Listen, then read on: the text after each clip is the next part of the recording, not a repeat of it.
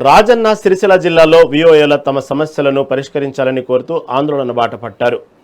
తంగళ్లపల్లి మండలానికి చెందిన విఓఏలు సిరిసిల్ల జిల్లా కేంద్రంలోని జిల్లా సమాఖ్య కార్యాలయం ముందు భారీ సమ్మె నిర్వహించారు. క్షేత్రస్థాయిలో తాము ఎదుర్కొంటున్న సమస్యలను ప్రభుత్వం వెంటనే పరిష్కరించాలని వారు డిమాండ్ చేశారు. విఓఏలకు కనీసం వేతనం 20,000 చెల్లించాలని, విహెచ్ఆర్ పాలసీ తక్షణమే అమలు చేయాలని కోరారు. దాంతోపాటు తమకు ఉద్యోగ భద్రత కల్పించాలంటూ తంగళ్లపల్లి మండలం విఓఏలు స్పష్టం చేశారు.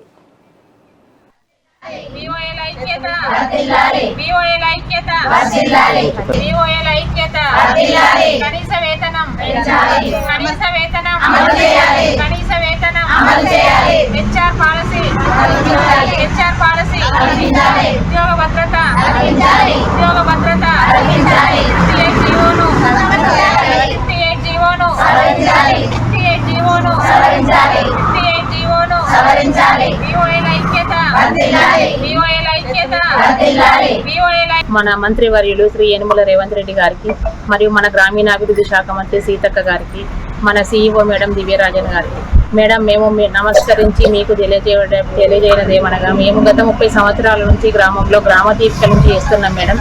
సంఘాలను మహిళలను పోగు చేసి సంఘాలుగా ఏర్పాటు చేసినాం.